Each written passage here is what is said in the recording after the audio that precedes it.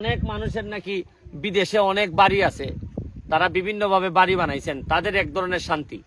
আর আমার শান্তি হচ্ছে গিয়ে জানেন, আমার বাড়ি নাই বিদেশে, দেশেও আমার ঢাকা ঢুকায় কোথাও ফ্ল্যাটও নাই ফ্লটও নাই, কিন্তু একটা জিনিস আছে, আমার 16টা পিলার আছে। এই পিলার দিয়ে আমি দুনিয়া আখেরাত পার হইতে চাই। এই যে দেখতেছেন আমার 43তম ব্রিজের সবচেয়ে লম্বা ব্রিজ, 160 ফুট লম্বা ব্রিজের কাজ চলতেছে, এবং এইটাই আমাকে শান্তি দিবে।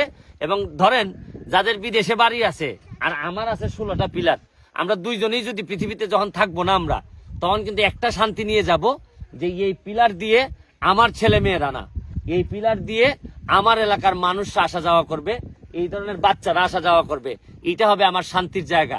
আর বিদেশে যাদের বাড়ি আছে তাদের ছেলে মেয়েরা আদৌ এই মিলাদ মাহফিল পর্যন্ত বাপের বা মার করবে কিনা এটা আমার জানা নাই। এটা ইতিহাস বলে যে 2 নম্বরই কইরা কোনোদিন কেউ শান্তিতে মরতেও পারে নাই। প্রতি সপ্তাহে সপ্তাহে যা ইনকাম করি সব নিয়ে আই সেই জায়গার মধ্যে খরচ করি।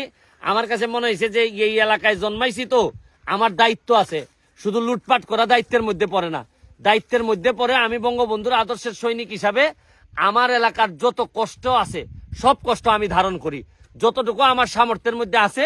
ব্রিজটা হইলে ভালো নেই তোমার লাগি, কেমনে কিতা করবাই? ব্রিজের উপর দিয়ে দৌড়ে যাইবাই, টমটম নিয়ে যাইবাই? ও তোমরা তো রোডে উঠতে যাইবা কাকে? হ্যাঁ, আর ফুটবল টুটবল খেলো নি? খেলি, ঠিক আছে। তোমরা এই তোমরা কাছে আমি দোয়া চাই যাতে আমি আরো কাজ করতে পারি। দোয়া করবানি, আশীর্বাদ করবাইনি? হ্যাঁ, আমি আপনাদেরকে এই একটু দেখাচ্ছি যে এই বাচ্চাগুলা একদিন বড় হবে, এরা একদিন আমার মতো হয়তো জজ ব্যারিস্টার হবে, এটাই আমি আশা করি। এখানে এটা একটা চা বাগান, অনেক বড় চা বাগান, চা বাগানের শ্রমিকের ছেলেরা মেয়েরা আমি চাই বাংলাদেশের রাজনীতিতে আসুক, এরা অনেক বড় হোক, এটাই আমার বড় চাওয়া। কারণ এরা অনেক সৎ মানুষ, এরা চা বাগানের শ্রমিক ভাই বোনেরা অনেক সৎ মানুষ। বিম বলে। আর এর উপরে আবার কতটুকু উঠবে? আরো 2 ফুট উঠবে না? হ্যাঁ, এই যে দেখেন, এই যে এখান থেকে এই পুরা পানির প্রেসারটা এই দিক দিয়ে আসে না, পুরা পানির প্রেসারটা এই দিকে আসে। দেখেন পানি এখনই কিন্তু শীতকাল, তাতেও আমরা বাদ দিয়ে, হ্যাঁ 2টা নদীর মুখ এই যে দেখেন এদিকে আসতেছে। এই যে এই জায়গা পর্যন্ত দেখেন কত দূর পর্যন্ত ব্রিজটা বানাইতে দিতেছে। এই যে দেখেন কাজ করতেছি, এই যে কত উপরে ব্রিজ। জয় এদিকে আসো।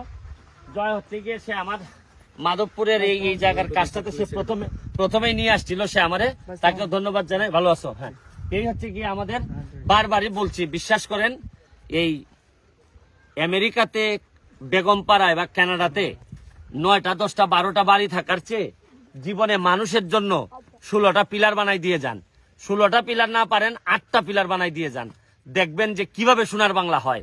শুনে আমাদের সব আছে, খালি লুটপাটটা বন্ধ করে দেই, বাংলাদেশ কিভাবে, আমাদের কারো মালয়েশিয়া যাওয়া লাগবে না, কারো সৌদি আরব যাওয়া লাগবে না, গিয়ে এখানে মজলুমের মতো সেবা দেওয়ার দরকার নেই, নিজের দেশেই সেবা দিয়ে দেশটার অনেক দূর নিয়ে যেতে পারতাম।